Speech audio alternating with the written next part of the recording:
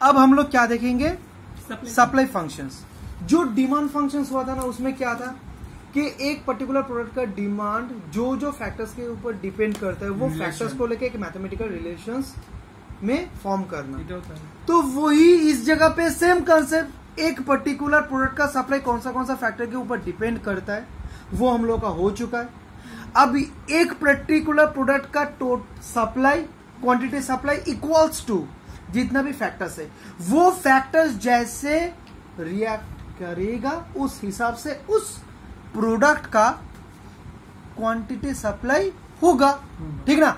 तो ये जो एक इंडिपेंडेंट वेरिएबल और एक डिपेंडेंट वेरिएबल, इंडिपेंडेंट वेरिएबल कौन सा, डिटर्मिनेंट्स ऑफ सप्लाई, और डिपेंडेंट वेरिएबल कौन सा, सप्लाई, क्वांटिटी ऑफ सप्लाई उस प्रोडक्ट का। तो ये जो डिपेंडेंट और इंडिपेंडेंट का जो एक मैथमेटिकल रिलेशन है, उसी को हम लोग क्या बोलेंगे, सप्लाई फंक्शंस। उसको हम लोग कैसे स्टैंड कर सकते हैं? अच्छा, पहले डेफिनेशंस को देख लेते हैं। The supply functions is a statement which state the relationship between the quantity supplied of a commodity and its determinants। ठीक है, इसको अगर वही सेम तरीका से हम लोग को स्टैंड करना मैथमेटिकल रिलेशंस में, तो हम लोग यही दिखाएंगे, SN supply of product N equals to functions of PN P1, ये जितना भी चीज है।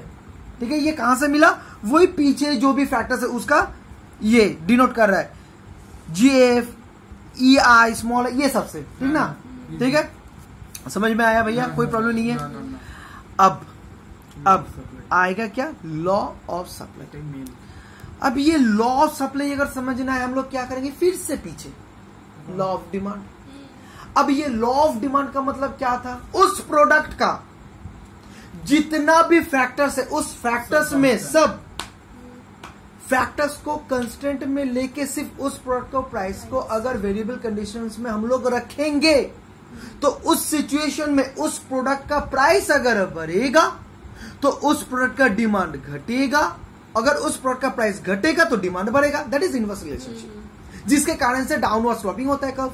ठीक है, सेम कंसेप्ट इस जगह पे, जितना भी सप्लाई का फैक्टर्स है, उस फैक्टर्स के प्राइस को छोड़ के, उस प्रोडक्ट का जो प्राइस है उसको छोड़ के जितना भी बाद बाकी फैक्टर्स है, उसको अगर हम लोग कांस्टेंट कर देंगे, तो उस समय में उस प्रोडक्ट का प्राइस अगर बढ़ेगा, तो हम लोग को किसके पॉइंट ऑफ व्यू से सोचना है, प्रोड्यूसर के पॉइंट ऑफ व्यू से सोचना है। तो प्रोड्यूसर्स ज्यादा प्रोडक्ट सप्लाई करेंगे मार्केट में प्रोड्यूस करके। ठीक है, और जब उस प्रोडक्ट का प्राइस गिर जाएगा तो ऑटोमेटिकली प्रोड्यूसर्स क्या करेंगे, कम रॉ मटेरियल लगा के प्रोड्यूस करके कम सप्लाई करेंगे मार्केट में। ये जो उस प्रोडक्ट का प्राइस के साथ क्वांटिटी डिमांड, या तो sorry quantity supply, very good, quantity supply का जो रिलेशन है, इसी को हम लोग क्या बोलेंगे, लॉ ऑफ सप्लाई। सिंपल सा चीज है। ठीक है, चलो एक बार पढ़ लेते हैं। The law of supply state that other things remain the same, that is constant, the quantity of any commodity that firm will produce and offer for sale rises with a rise in its price and falls with a fall in its price, in its price। इसके price अगर ज्यादा हुआ तो quantity supply बढ़ेगा, अगर इसका price कम हो चुका है तो इसका सप्लाई कम ही होगा। और जो भी अदर फैक्टर्स है सप्लाई का डिटर्मिनेंट है, उसको हम लोग मान लेते, एज्यूम कर लेते, सब अदर फैक्टर्स आर कंस्टेंट। ठीक है, ये जो सिचुएशन है इसको हम बोलेंगे लॉ ऑफ सप्लाई। तो लॉ ऑफ सप्लाई हो गया। उसके बाद हम लोग क्या करेंगे, सप्लाई शेड्यूल। हम लोग को तो जानते हैं ना, ये जैसे 2 मिनट पहले जॉय ने बोला कि भैया अगर कोई कार्व भी नहीं किया तो क्या किया, तो भैया कार्व आता कहां से, ऑब्वियसली शेड्यूल से। तो शेड्यूल मतलब क्या होगा, एक पर्टिकुलर पीरियड ऑफ टाइम में ये प्राइस में इतना क्वांटिटी सप्लाई करना चाहता है, ये प्राइस में इतना क्वांटिटी सप्लाई करना चाहता है प्रोड्यूसर, ये प्राइस में, यही तो उस जगह पे डिमांड शेड्यूल था, इस जगह पे वो सप्लाई शेड्यूल है। डिमांड शेड्यूल में क्या था, ये प्राइस में इतना हम कंज्यूम करना चाहते हैं, खरीदना चाहते हैं, मगर इस जगह पे ये प्राइस में एक प्रोड्यूसर इतना सप्लाई करना चाहता है, बेचना चाहता है। तो ये जो प्राइस और quantity supply, price quantity supply, price quantity supply at a various price level में जितना अलग अलग क्वांटिटी बेचना चाहता है, वही दोनों मिला के जो डेटा मिला के जो तुम बनाओगे डेट वाइज, उसको ही तुम क्या बोलोगे, सप्लाई शेड्यूल बनोगे। जिस उसके ऊपर बेस करके जो तुम उसको एक इजी वे में, शॉर्टकट में और कंसाइज फॉर्म में ग्राफिकल प्रेजेंटेशन अगर तुम्हें करना है, उसी को तो हम लोग क्या बोलेंगे, कर्व बोलेंगे।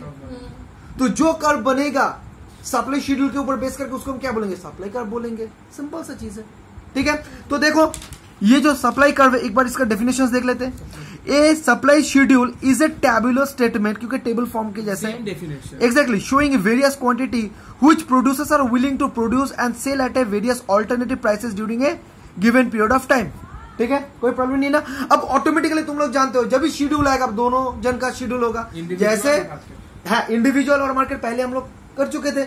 उस जगह पे एक हो सकता है तुम्हारा कि ये प्राइस में ये फर्म कितना बेचा, और एक होगा पूरा मार्केट ये प्राइस में कितना सप्लाई किया, ठीक ना। तो इसीलिए जो सप्लाई शेड्यूल होगा वो दो होगा, एक होगा इंडिविजुअल सप्लाई शेड्यूल, एक होगा मार्केट सप्लाई शेड्यूल। अब इंडिविजुअल सप्लाई शेड्यूल को अगर ऐड कर दोगे तो ऑटोमेटिकली क्या मिल जाएगा, मार्केट सप्लाई शेड्यूल मिल जाएगा, ठीक है। देखो तो इंडिविजुअल सप्लाई शेड्यूल क्या है, and individual supply schedule is defined as the table which shows various quantity of a commodity that an individual producer or a firm would offer for sale at different price during a given period of time, ठीक है, individual supply schedule. अब इसको अगर एक example से देखना है तो ये वाला देख लो, कितना इजी है। प्राइस इंडिविजुअल सप्लाई शेड्यूल, ठीक है। अब इसको देखो, प्राइस ऑफ गुड्स एक्स पर केजी 10, 10, 15, 20, 25, 30, तो automatically quantity supply of goods x वो भी बढ़ता रहेगा, ठीक है। ये जो कॉम्बिनेशन है कि जब 10 प्राइस है उस समय क्वांटिटी डिमांडेड कितना है, 5000। ये जो रिलेशन है इसको ए पॉइंट को ये पॉइंट से डिनोट किया, ठीक है, ये कॉम्बिनेशन को। अब तुम लोग बोलोगे ये ए पॉइंट आया कहां से, ये इस जगह से आया, एग्जैक्टली, वेरी गुड भैया। जैसे ये वाला, ये ठीक है, ये प्राइस और ये सप्लाई, ठीक है। जो पहले था ना 10 और 5000, मान लो ये 10 और ये है मान लो 5000, ठीक है। अब ये सिचुएशन पे ये वाला ये है ए पॉइंट, ऐसे करके ऊपर की तरफ ये जो जाएगा, ये जितना भी कॉम्बिनेशन, ये रिलेशन में, ये प्राइस और क्वांटिटी के रिलेशन में जितना भी पॉइंट बनेगा, उस पॉइंट को जब हम लोग ऐड कर देंगे ऑटोमेटिकली जो कर्व हम लोगों को मिलेगा उसी को हम लोग बोलेंगे सप्लाई कर्व, ठीक है। तो देखो, तो 10 और 5000 के कॉम्बिनेशन में ए पॉइंट, 15 और 10,000 का बी पॉइंट, इस तरीके से A B C D E हम लोगों को मिलेगा, ठीक है। अब हम लोग क्या करेंगे, market supply schedule. Market supply schedule of a goods is the table which shows various quantity of the goods that all the firms are willing to supply at each market price during a specified time period, assuming that factors other than the own price of the goods are given, ठीक है। तो ये हो गया। अब इसको देखो, market supply schedule, इस जगह पे जो भी प्राइस है गुड्स का 10, 15, 20, 25, 30, quantity supply of goods x, ठीक है। इस जगह पे 90, 180, ये सब मिला के market supply schedule of goods x, ठीक है। इस जगह पे ये वाला देखो, ये वाला देखो, ये भी है, ये वाला पे ये देखते, पहले इसको देख लेते। ये कि जब 10, 15, 20, 25, इस जगह पे एक प्रोड्यूसर्स इतना दे रहा था 5000, ठीक है, और इस जगह पे जो फर्म बी है वो 4000, 8000 करके दे रहा है इस प्राइस में। तो अगर मार्केट सप्लाई तुम्हें देखना है तो 10 में जब प्राइस 10 था उस समय 5000 और 4000 दोनों मिला के मार्केट में टोटल सप्लाई कितना हो रहा है, 9000। और जब 15 था उस समय 10,000 और 8,000 ऐड करके टोटल सप्लाई कितना हो रहा था, 18,000। बस यही है, इसको हम क्या बोलेंगे, market supply schedule for goods x, ठीक है। अब जो इंडिविजुअल सप्लाई शेड्यूल और मार्केट सप्लाई शेड्यूल हम लोग को मिला, उसके ऊपर बेस करके कंसाइसली, प्रिसाइसली, ग्राफिकली जो प्रेजेंट करेंगे उसको क्या बोला जाएगा, सप्लाई कर्व। देखो इसका डेफिनेशन एक बार देख लो। A supply curve is a diagrammatic presentation of the law of supply. बस लॉ ऑफ सप्लाई मतलब प्राइस बढ़ेगा तो सप्लाई बढ़ेगा, प्राइस घटेगा तो सप्लाई घटेगा। It conveys the same information as the supply schedule does. जो सप्लाई शेड्यूल जो मीनिंग बताता है, जो बताता है वही सेम चीज है, सप्लाई कर्व भी बताएगा वही चीज है, ठीक है। अब इसका जो कर्व होगा वो देख लेंगे। अब देखो इंडिविजुअल सप्लाई कर्व, ये इंडिविजुअल सप्लाई कर्व है, ऊपर में प्राइस को हम मेजर करेंगे और नीचे क्वांटिटी सप्लाई, ठीक है। अब एक क्वेश्चन तुम लोग का मन में आएगा कि भैया ये जो सप्लाई कर्व ये जीरो में टच क्यों नहीं हुआ है, ठीक है, इस जगह से क्यों? क्योंकि जो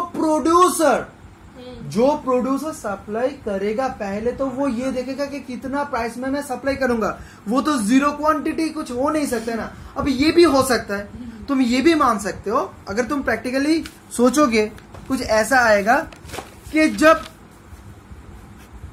जब प्राइस जीरो सप्लाई जीरो तो सप्लाई भी जीरो, इसलिए उसको मान के भी तुम इस तरीके से कर सकते हो, मगर जो प्रैक्टिकली होता है वो इस जगह से नहीं। तो प्राइस पहले कुछ ऐसे कुछ जगह से स्टार्ट होगा, तो इसीलिए वो इस जगह से स्टार्ट होता है। अब उसके बाद जैसे जैसे वो बढ़ते रहेगा उस हिसाब से ये सप्लाई का क्वांटिटी भी बढ़ते रहेगा, ठीक है। इसीलिए जो कर्व है उसका जो पैटर्न है वो ऐसा है, कोई प्रॉब्लम नहीं है ना, ठीक है। अब देखो individual supply curve, and individual supply curve is defined as the curve which shows various quantity of a given commodity which an individual producer are willing to supply at a various price during a given period of time, assuming no changes in factors other than the own price affecting supply of the commodity। बार बार यही बोल रहा है, क्योंकि law of supply में ये तो रहेगा ही, बार बार ये ऐड होगा, अदर थिंग्स रिमेन कंस्टेंट, क्योंकि सिर्फ उसी प्रोडक्ट का प्राइस चेंज हो रहा है तभी जाके ये लॉ ऑफ सप्लाई वाला कंसेप्ट आ रहा है, ठीक है, ठीक है। तो मार्केट सप्लाई कर्व क्या है? Market supply curve is the curve which shows various quantities of a commodity which all the producers are willing to produce and sell at different price during a given period of time, assuming that factors other than the own price of the goods are given, ठीक है। तो ये हुआ individual supply curve और ये हुआ market supply curve, ठीक है। अब बोल रहा है derivations of market supply curve from individual supply curve क्या है? सिंपल सा बात है, इंडिविजुअल सप्लाई कर्व के जुड़े दिए और वो सही है। फॉर्म ए इतना, जब प्राइस 1 मान लो ये 10 है ये 20 है, अब इस समय पे वो क्वांटिटी सप्लाई कर रहा है मतलब 20 30, और इस जगह पे जो 10 और इस जगह पे 20, इस जगह पे वो कर रहे 8 मान लेते हैं, ठीक है, मान लेते हैं 8 और इस जगह पे मान लेते हैं 12। अब ये जो मार्केट सप्लाई कर्व आएगा जब 10 था उस समय टोटल कितना होगा, इस जगह पे 20 और 8 दैट इज 28, और जब 20 था उस जगह पे टोटल सप्लाई कितना हो रहा है मार्केट में, इस जगह पे 30 और इस जगह पे 12 दैट इज 42। ये ऑटोमेटिकली ऐसे, इसको मत देखो, ये ऑटोमेटिकली जब तुम ड्रॉ करोगे ना, जो এটা যেরকম আছে অটোমেটিক্যালি ये सब होगा। कैसे যদি ঠিকঠাক থাকে না কার্ভ নিয়ে তোরা ভাববি না, সেটার কথা বলছি না, এখানে আবার এখানে দিয়ে আবার এটা কি বেরিয়ে গেছে, এই দাগটা আবার বেরিয়েছে কেন?